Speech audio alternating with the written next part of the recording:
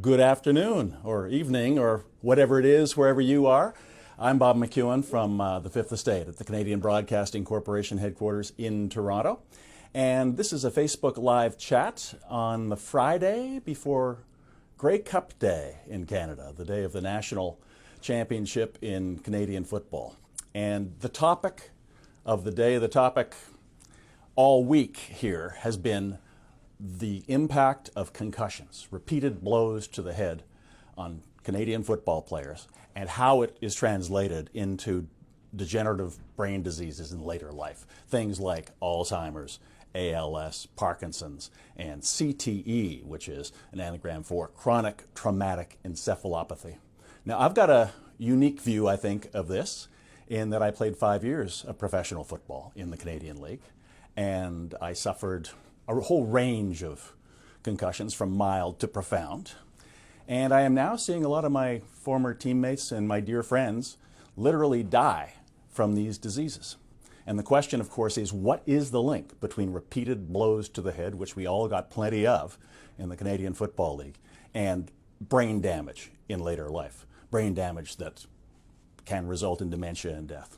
So I'm delighted to talk about any aspect of that. Today, the Commissioner of the Canadian Football League, Jeffrey Orridge, addressed it minimally at his State of the League news conference. He basically said that the debate is still on about head injury, the impact on brains of concussions in the league. He said, in fact, that there's no conclusive link between blows to the head and degenerative brain disease in later life. Well, he's right about that. There is no conclusive evidence of a very precise path that links blows to the head in these various conditions. Common sense, a general body of scientific and medical opinion, absolutely there is. So that's the scene. Please ask your questions in the content box and let us start. Matt Salas is going right to the chase. Who's your pick to win the Grey Cup, he says. Well, the fact of the matter is I played football for Ottawa for 5 years. The Ottawa team, the Red Blacks, are in the championship on Sunday. They are definitely the underdogs. The Calgary Stampeders had one of the best seasons any team in the CFL has ever had. So my pick is Ottawa simply because that's my emotional favorite. If you're going to bet your mortgage payment, I would go with Calgary. Ken McLeod asks, maybe they should change the rules. In fact, that is one thing the CFL has done. My interest in this is obviously as a former player, as a member of the generation that is suffering brain damage as a result of the things that we did with our heads back decades ago. However, there's no question the CFL has really, I'm not sure if they're on the cutting edge or if it's state of the art, but they really have, I believe, tried to correct rules, tried to correct limitations on body contact in practice so that the odds of getting a concussion in practice are reduced. And they've put medical and league protocols should there be concussions in a game. So in other words, they've got people looking for people who are concussed but whose concussions aren't obvious to those on the bench.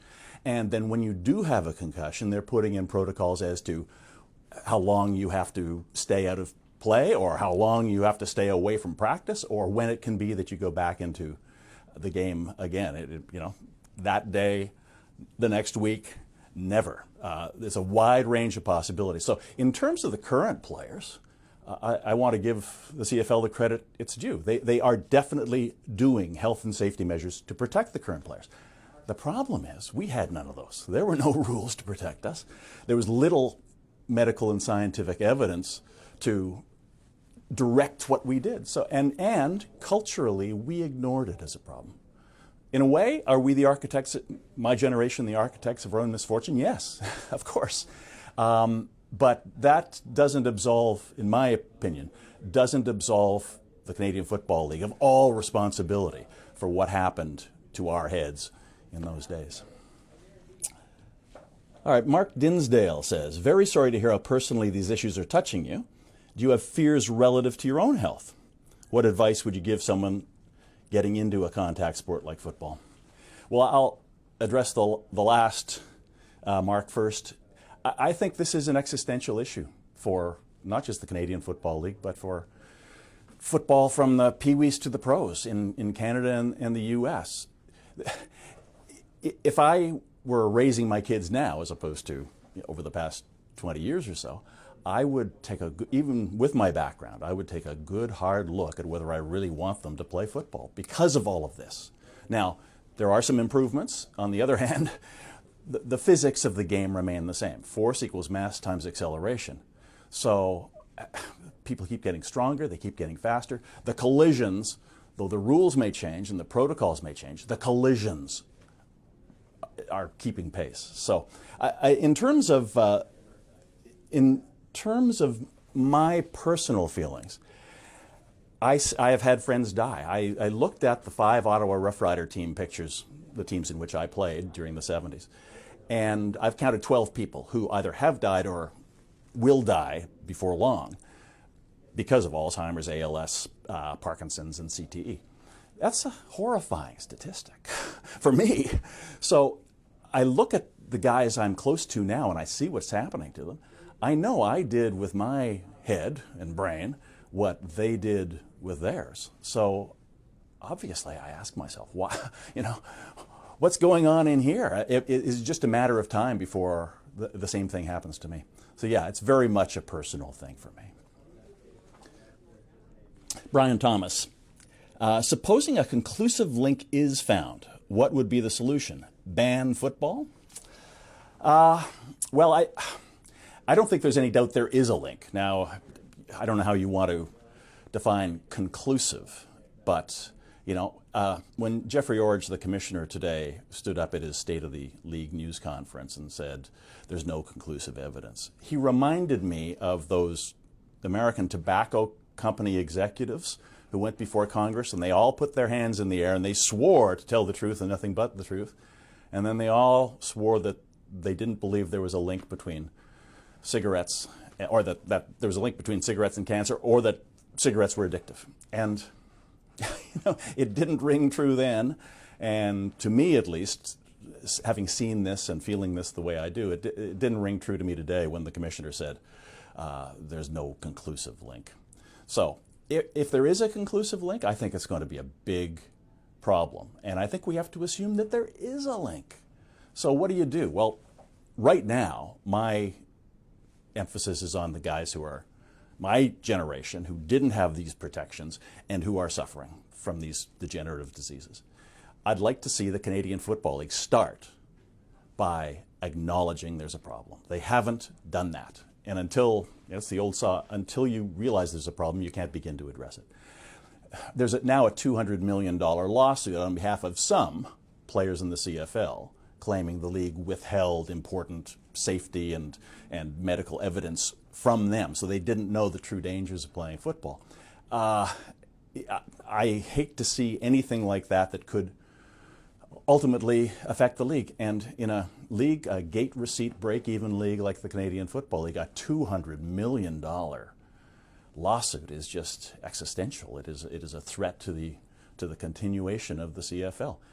They've faced the same thing in the U.S., and for decades, the National Football League denied. In fact, they were known as the League of Denial in some quarters. Just this year, a couple of months ago, the NFL, the Vice President of Safety and Health for the NFL, finally acknowledged they believe that blows to the head are connected to degenerative brain disease in later life. He too was before a congressional committee, and he swore to tell the truth. Only this time, he did tell the truth. He was asked about that link, and he said, certainly. That was his answer. Is there a link between repeated blows to the head and degenerative brain disease? Certainly, is what he said. I believe that that's the situation we're in now with the CFL. So what do you do about it? Well, I love football. I did then, I do now. But I think the first thing is to address the problems of the guys from my generation who weren't protected. And I think cooler heads should prevail. Somehow I too would love to see that lawsuit go away, so that the league, the Players Association for the current guys, and the alumni, the CFL Alumni Association, get together and, you know, what happened when Canada lost the gold medal in Nagano in 1998 in hockey? We had a summit. Well, this is obviously on a different scale, but I would very much like to see cooler heads prevail and have everybody get together to talk about the problem, to recognize the problem, to try to define it, and to see what's necessary for what people, and then to see what could be done for them. All right. The response I got, by the way, when we had this on the Fifth Estate as a topic exactly a week ago, was truly phenomenal. I got lawyers contacting me. A couple of lawyers contacted me wanting to know if I wanted them to represent me in my own lawsuit against the CFL. I had a couple of university researchers separately contact me to see if I wanted to become part of their concussion studies. A helmet company contacted me to demonstrate their latest anti-concussion, concussion detecting football helmet. And especially I got emails from former teammates who feel that they're in this position themselves, or the families of former teammates who have since died. The wife of a former coach, the coach of our 1973 Grey Cup winner, sent a very kind email in which she said this helped interpret what was going through her husband's life in his final years. This is an email I got from the son of someone I watched play for the Ottawa Rough Riders, who became an Ontario court judge, Gary Schreider. And this is from Tom Schreider in Ottawa. I watched your story from the field and saw images of my father flash across the screen while you spoke of the guys I cheered for at Lansdowne Park as a boy. I couldn't help but feel for you and your teammates while also reflecting on the effects of repetitive hits to the head on my father's life. And I just had, again and again, I had this kind of heartfelt response, which in our line of work is about as good as it gets. Thomas Mason, who's your pick for the Super Bowl? Will Tony Romo return to Dallas next year? For those of you who are Canadian football fans and not followers of the NFL, Tony Romo is the veteran quarterback for the Dallas Cowboys who, because of injury, has been out recently. And a rookie named Dak Prescott has taken over the team.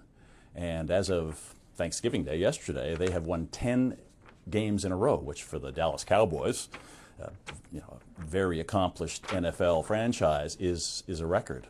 So the question is, Tony Romo, their veteran quarterback, is still very much in the prime of his NFL life, but he has agreed to step back and let Dak Prescott take over. So I would say, Thomas, there's no reason for them to change. If he goes on a losing streak, if he gets hurt, Tony Romo's there. But if things continue as they are, I would bet that the Cowboys are going to keep the rookie at quarterback a little longer. Gary Robinson asks, how do you respond to the inherent risk involved in playing pro football? There's no question, Gary, that it's an assumed risk. When I played, we literally didn't know the dangers of concussions. In fact, I don't think we ever heard the word concussion. We had euphemisms for them, getting your bell rung or a dinger. But for my entire career, I never had a team doctor or trainer address the topic with me, telling me what I should or shouldn't do to protect my head. And I never told them when I had a concussion. It was the way I looked at it, and I wasn't alone, this was really endemic at the time, is that this was an invisible injury. We had no idea what was really going on, and we didn't know what the stakes were. I don't think we ever extrapolated that a head injury could mean a brain injury. We thought of the exterior of our heads getting shocked, but not what was inside our cranial cavity. And the consequence was that it was an invisible injury unless you got knocked out. If you got knocked out, then that brought it to the attention of the doctors and the trainers, and they'd take you to the sidelines and sit you down and revive you with smelling salts and say, how many fingers am I holding up and what day is it? And if you could answer those skill testing questions, you got sent back out on the field. But unless that happened to you, and I never got knocked unconscious, I never, and I think many of my teammates never discussed it at all. It wasn't something you brought up because it was invisible. You were the only one who knew you had it. And the fear was that if you brought it up, they would start looking at you as a weak link. So the culture has to change, but fundamentally football is always going to be football. I don't think you can change the rules and the medical procedures and fundamentally change a sport that really is at times quite brutal. So I think, given the popularity of football, especially in the U.S., I think whatever happens is going to happen over a very long period of time. All right, Stephen Wilcock. What if at the line of scrimmage the lines were to face in the same direction?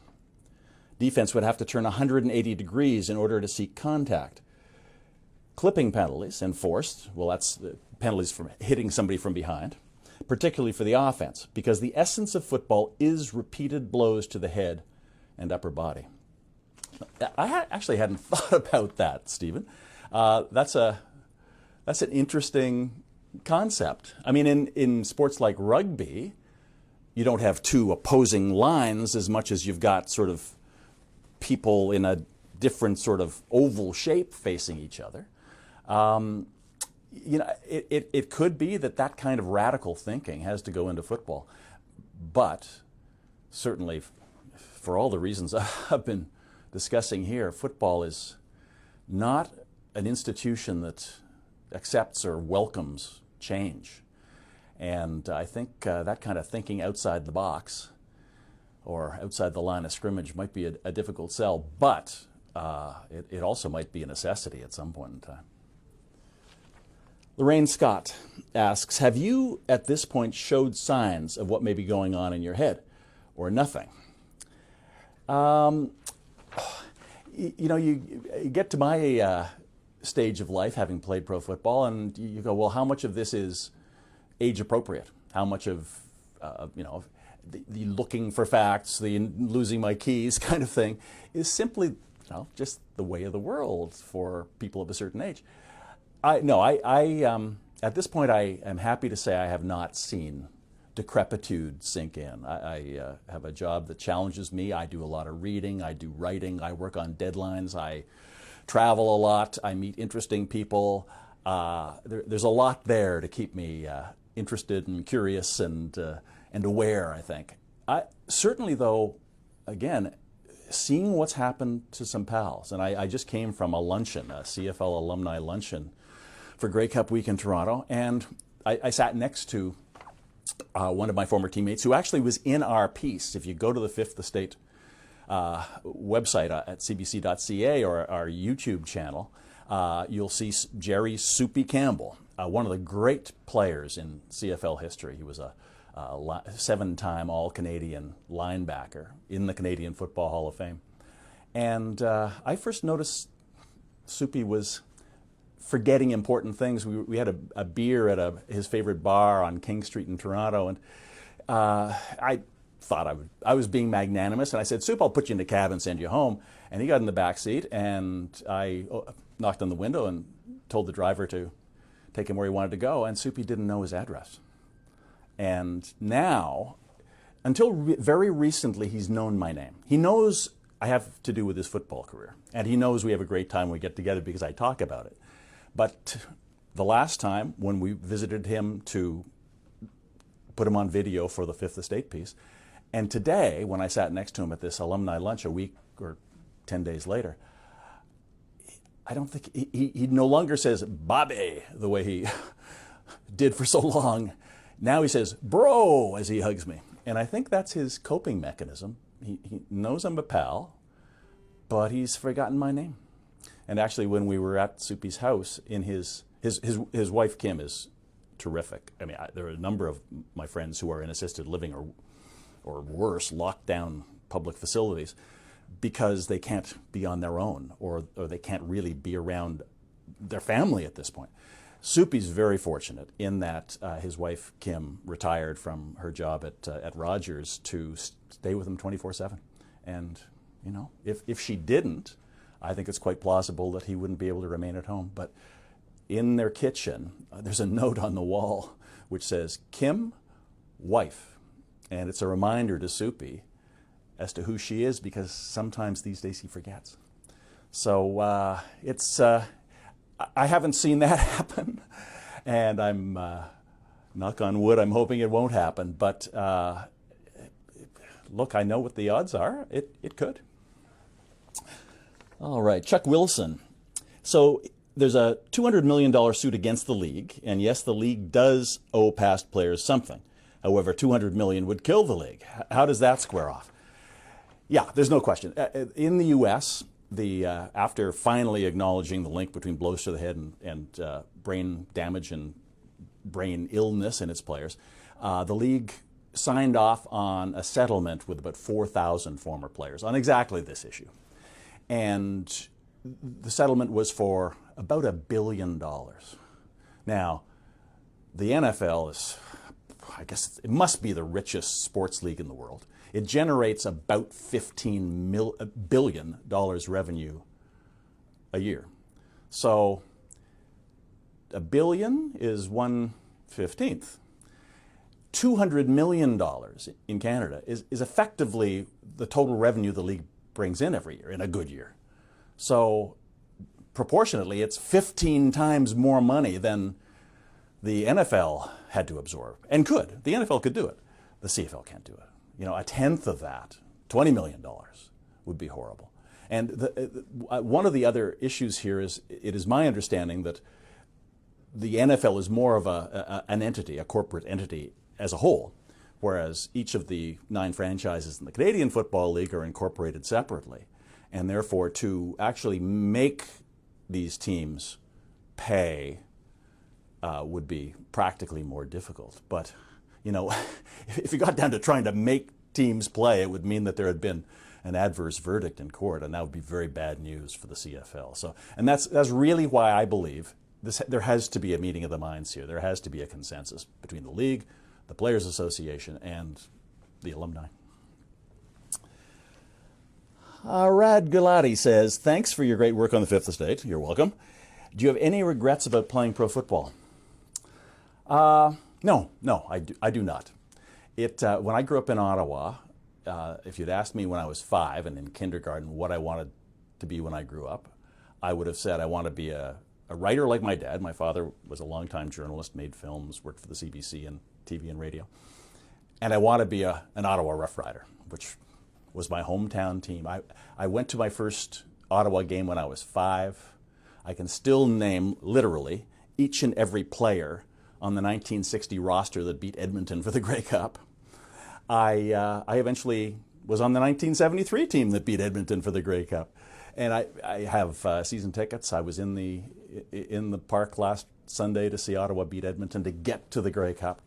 This is some of my dearest friends are the guys I played football with. It's like it's a cliche, but it is like a family. And no, so I would never regret having done that. I suppose if, you know, my head takes a turn, I reserve the right to change my mind on that. But certainly I can't imagine at this stage it taking enough away for me to say, gee, I wish I never did this in the first place. Adam West. Sports injuries happen all the time in different sports around the world, especially traditional football. Why is American football under the radar and being scrutinized regularly? Now, I'm not sure I quite understand the question, or maybe the translation is not right. But if you're asking what's different about American/Canadian football in all of this, basically it is that body contact is the MO. It is first and foremost. Virtually everybody hits somebody else on virtually every play. In British football, soccer, even in rugby, that's not necessarily the case. The forces are applied differently. In the CFL, in the NFL, which are really the only two North American football leagues of consequence, it's different. So I think that's one of the reasons that this is such a big deal here, where And concussions are obviously a problem in the soccer world. I mean, very much so, for a variety of reasons, whether it's heads on hitting balls, headers, or heads hitting heads because they're both going for the ball. It's a problem. There's no question. But the dynamic, the physics, the size of people, the speed of people, the dynamics of the game are all that perfect storm, it seems to me, in North American football. Gord Elser. Hi, Bob. Gord Elser here, former CFL and Grey Cup champion 1983. Nice piece last week. Gord, thank you. It was a labor of love, I can tell you. You know, it's not what we are supposed to do, to indulge ourselves and tell personal stories, but I really believe that this was a story that I knew as well as you or anyone else, and that it should be told, and should be told by someone who had that kind of attachment. So thanks for saying that. I know I'm affected, you say. I'll just play out the rest of my life and take it as it comes. If I get support in the future, I wouldn't turn it away. I think we should go back to leather helmets, removing the hard helmet as a weapon. Well, that's, you know, is sort of a different approach to the how do you radically change the sport of football to reduce injuries. And there were, well, first of all, no one really knows because the studies didn't exist, but there's a school of thought that back when people wore leather helmets, as Gord is suggesting, helmets without face masks, or even no helmets at all, which was the case until the late 50s, that natural inhibition and common sense would keep you from crashing head to head into somebody else. I mean, it's not a bad idea. A couple of things that are happening now, Gordon, you may know this. I know I went to Yale University and played football there in the Ivy League in the U.S., and a number of Ivy League teams, led by Dartmouth, have drastically cut down on the amount of contact that you have in practice. I mean, they've basically made it a no contact rule for practice. So you take those several days or 5 of the 7 days a week out of the equation. What the Dartmouth coaches say is that in the end has made them faster, has made them fresher, has made them crisper. That, you know, that the impact of all that contact that, you know, our generation has had, and the toll of it just isn't being felt. The UBC football team this year under Blake Nill, a longtime lineman from the CFL, did away with wearing pads in practice for the most part, which of course has exactly the same effect. You're not going to have as many people colliding with one another without pads. So yeah, I mean, I think there are some ways of doing this, but again, fundamentally, you know, it's football. And I mean, it is different today in that, in my era, I was coached to hit with my head. In fact, some coaches taught you to hit with your head and to hit somebody else in the head. It was really that direct. So that doesn't happen now. There are severe limits on the contact in CFL practices, in CFL games. Kern Dillon, many professions are fraught with perils. Professional athletes get paid enormous sums of money. Excuse me. Professional athletes get paid enormous sums of money for what they do. Why should society care about the health ramifications of these modern-day gladiators?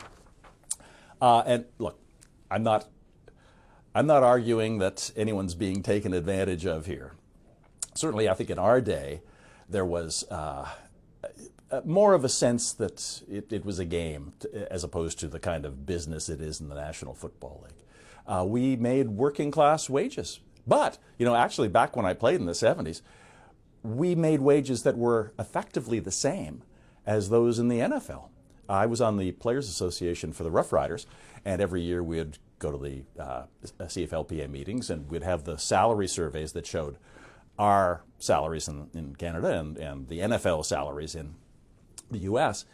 And back then, back in the mid-70s, there was $1,000 per man difference between the two. Now that's a, that's a testament to how little they made and not how much we made. But it was $1,000 per person between the NFL and the CFL. Now, of course, it's vastly exponentially different. But I don't think we're making the argument that people making vast sums of money should somehow get special consideration. I think, you know, that the money thing is an entirely separate issue in the NFL. If you look at the rate of chronic traumatic encephalopathy, for example, there's a center of study at Boston University where they recruit NFL players when they die to donate their brains. Until now, the most recent figures I've seen were that they had autopsied the brains of 94 former NFLers, of which 90 showed signs of chronic traumatic encephalopathy, this degenerative brain disease. Now, that's 96%. And that's horrific.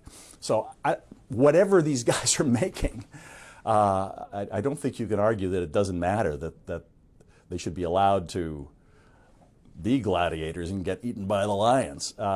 It's a public health issue. Also, I think, in both Canada and the US, beyond professional sports, it's a public health issue. One of the people to whom we spoke doing research said that, you know, SARS, tainted blood, name other recent public health scandals or epidemics, that if you look at concussions every year in Canada, it's far more. The estimate is 200,000 concussions just in general, possibly twice that. So hundreds of thousands, goes well beyond the CFL. So I think there may be a silver lining in this, in that it is possibly going to pay attention, shine a light on a larger problem for a lot more people. John Catterall, would you, knowing what you know now, would you take the chance and play in the CFL? Well, I think I addressed that. Yes, I would. Would I play differently? Absolutely. Would I try to do everything I could to protect myself? Yes. Would I discuss this when there was a problem with the doctors and the trainers and even the coaches? Sure. You know, I'd do it differently, but that only goes so far, obviously. I mean, force equals mass times acceleration. Whatever they do with rules and protocols, as players get bigger and faster, that equation, the force of that equation remains the same. So it's always going to be a dangerous sport. The commissioner of the CFL, as I said today, said this is open to debate. He also has said in the past that the players in the league are the league's greatest asset. And today he said we value our former players. He was asked about what he has a family, or he's expressed a family philosophy about the league, which is a small league in the same cities in which it has been for a long time, only 9 of them. Mainly, I think, we'd like to think of it as that kind of extended family at the CFL alumni luncheon, like a family reunion. So, on the other hand, he has also been quoted as saying he's not familiar with the health problems of former players. Well, those two are inconsistent. He can't, on one hand, want to be the patriarch, the head of the family, saying he cares for all of us, and on the other hand, not even try to find out about the problems of former generations. So when he came to the alumni lunch to say hi to us, he didn't deal with any of this. He was quite pointed about the role of the media in his previous stops today, asking him questions about this kind of thing. He never mentioned head injuries, never mentioned concussions. And I think that's the problem. A basic starting point is that they've got to at least acknowledge it's there. Yep. Oh, thank you. Excuse me. All right. Sid Kumar asks, do you think NFL and CFL are more of a commercial enterprise and just care about monetary gain and bottom line? Also, hockey is such a contact sport. Do you think the rules need to change there too? Well, in the National Hockey League, said that the rules have changed. You know, they have taken head-to-head combat. They've taken a lot of it out, and I think that they say that there's been an impact in reducing the number of concussions. However, that being said, there also is a lawsuit issue in the NHL with former players suing the league for not fully informing them of what was going on. And Gary Bettman, the commissioner of the NHL, has also refused, as Jeffrey Orge, the commissioner of the CFL, did, to say that there is a link between repeated blows to the head and brain damage in later life. He too has said it's not conclusive. So until that happens, until those leagues acknowledge it, you can't address what has to be done. Now, in terms of monetary gain and bottom line, you know, the CFL is, I call it a break-even gate receipt league. Some teams make money, some teams don't. The next year, different teams will make money and others won't. I think the argument is it really is part of the fabric of Canada, part of the cultural fabric. The NFL, there's no question, as you know, if you saw that movie Concussion with Alec Baldwin and Will Smith recently, there's a line in which when Will Smith, as the crusading neuroscientist, is trying to take on the NFL on exactly these issues, Albert Brooks, who's his mentor, says, "You're taking on an organization that owns a day of the week." Well, actually, it's more like 3 days of the week now. So as that movie showed, and a lot of great journalism by NPR and PBS has shown, the fight to get the NFL to pay attention was heroic by a lot of people, doctors and journalists alike. Here in Canada, that fight is just starting. So far, the league's been able to turn a blind eye to my generation and the problems they suffered because of the way the game was played back then. So, no, I don't look at it that way. I think whatever the financial issues are, the health issues still are crystal clear. Christopher Paul Watts asks, how is this affecting youth football, and how will this impact the CFL, NFL 10 or 15 years down the road? Can you make youth football safer?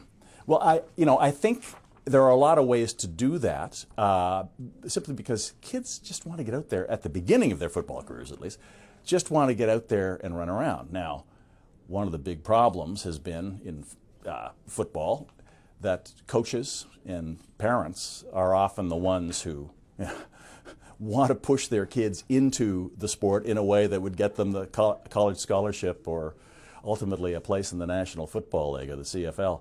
I hope that this is a reality check for a lot of parents, that they see these issues being fought out and they realize what happens when developing brains go through this kind of thing. There was an MIT study not many years ago that mathematically accounted for a compilation of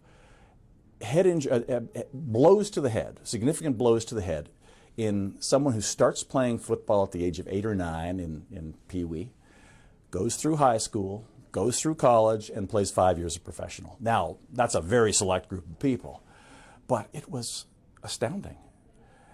How many thousands of hits to the head in Pee Wee football and high school football that people are exposed to? I mean, in a way, when you're learning the game, and some coaches think you've got to hit to really appreciate what football's all about, you're far more exposed. And if you're 8 or 9, or even 18 or 19, your brain's still developing. So I hope this affects the way people approach those levels of football, because, you know, these kids aren't making money.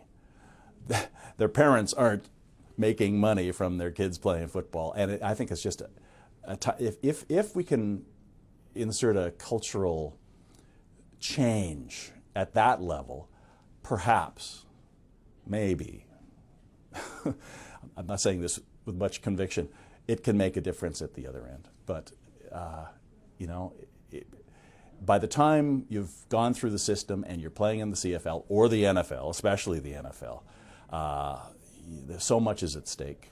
And you've learned how to play this way for so long that it's hard to think that anything there is going to change overnight. Joanne Wells asks, do the CFL rules prevent brain injury over NFL rules, 1 yard off the ball?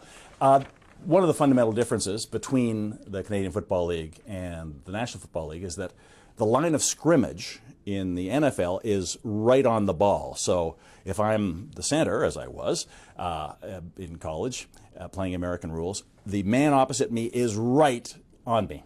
He can be an inch away from me. Whereas in Canada, the line of scrimmage is a yard away.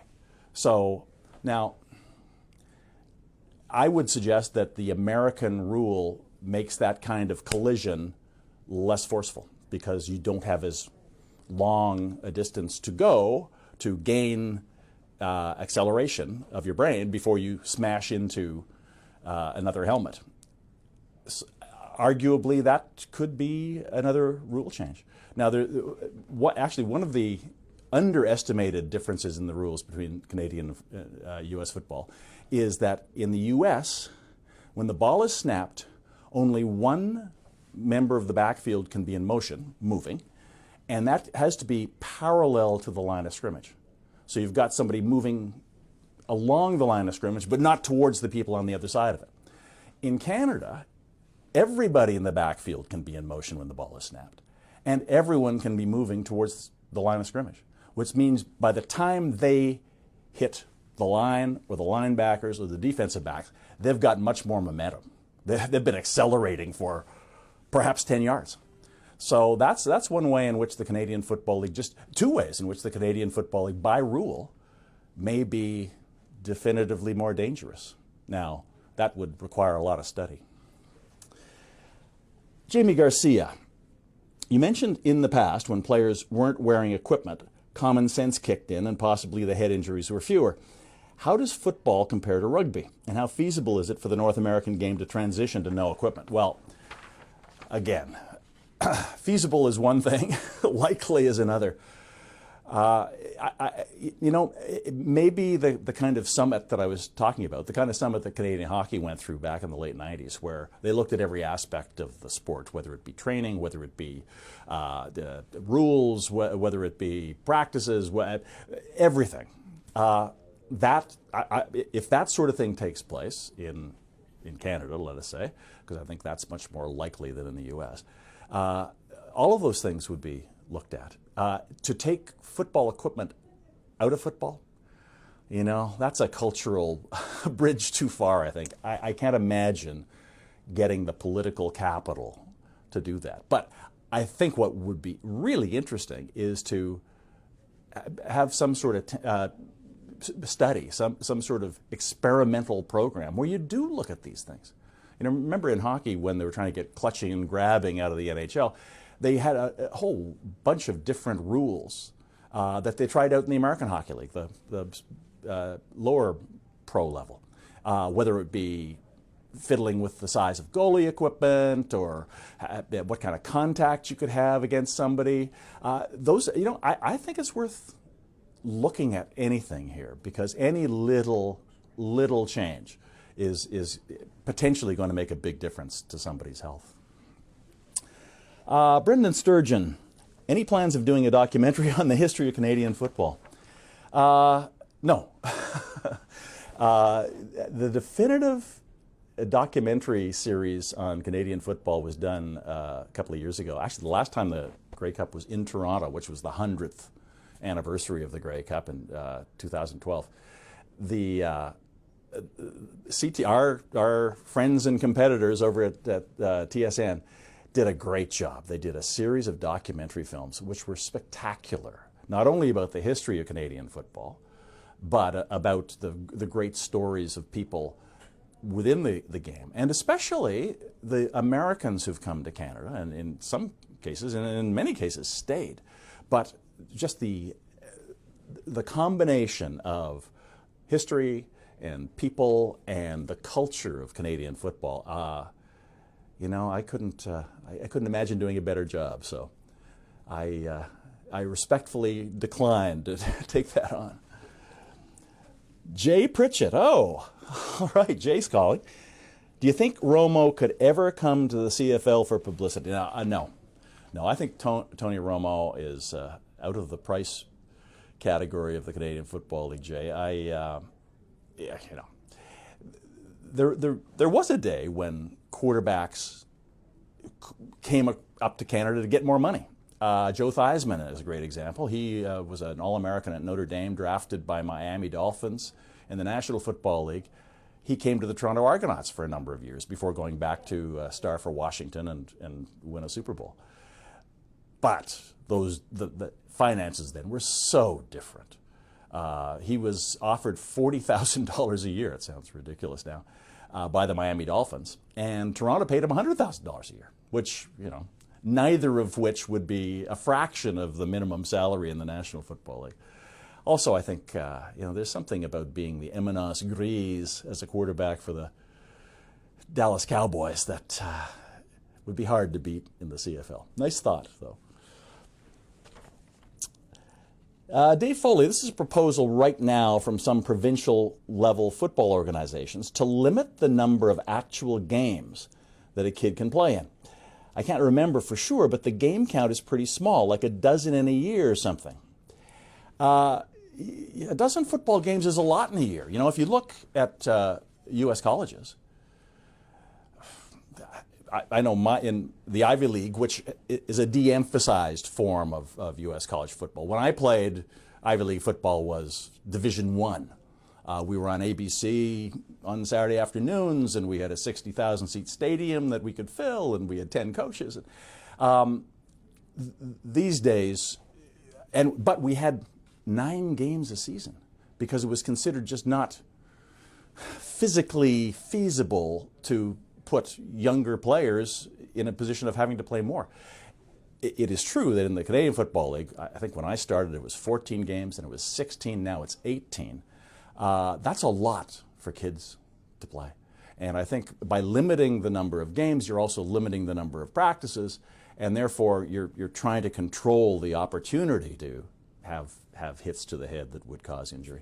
So I think I would share that view that that's one way, by imposing a limit on the number of games that kids can play. That's one way to try to manage this threat. Now, I also know the reality is that increasingly, it's felt that unlike a guy like Wayne Gretzky who played baseball in the summertime, and I don't think went to a hockey camp, that today somebody to excel at a sport has to spend all year working on aspects of that sport.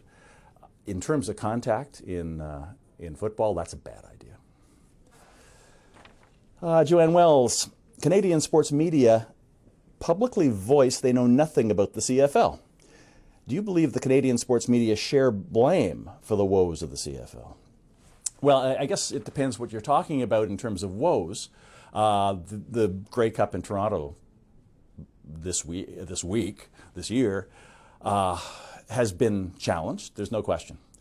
As CFL football in Toronto has been for a number of years. The crowds have been declining. It was hoped that the move from Rogers Centre, where 18,000 people look like 5 because of the dynamics of the place, to BMO Field, on the site of the former CNE field that the Toronto Argonauts sold out at 35,000, sold out at 50,000. It was hoped that that move for the season would bolster the fortunes of the Argos, and that the move for the Grey Cup would, first of all, bring it outdoors, would have it in a more manageable venue, one where the optics are going to be a lot better. When you put 35,000 people into that place, it's going to look huge. It hasn't worked that way so far, unfortunately. I'm looking forward to a great game. I'm glad it's outside. I'll be there. But in terms of what it's done for Toronto, it hasn't accomplished everything they'd hoped. In terms of the rest of the league, Hamilton sold out every game at Tim Hortons Field since it opened. Ottawa just finished a season in which they sold out 11 straight games. They may have had a couple of games last year when seats were available. basically for the rest of the history of the Red Blacks to this date, they've been sellouts. The television contract they have now is the best they've ever had. And out west, the game is still the strong cultural plank. It's been for, well, ever since the CFL was founded in 1952. So I challenge the basic premise of that question. You're right about Toronto, and you're right about the issues surrounding this Grey Cup. And there was a piece in a news website today saying this could be the last time for a while that the Grey Cup is in Toronto. I think that may be true, unfortunately. Christopher Paul Watts asks, how did American and Canadian football come to be? Is Canadian football older than American football? A game back in the 1870s between McGill University's rugby team and Harvard University's soccer team, which sounds like kind of an unusual amalgam to begin with, is credited with being the first U.S. college football game. And that was well before, that was half a century before the pros started, either in Canada or the United States. So there were the two separate sports, and they were forced together.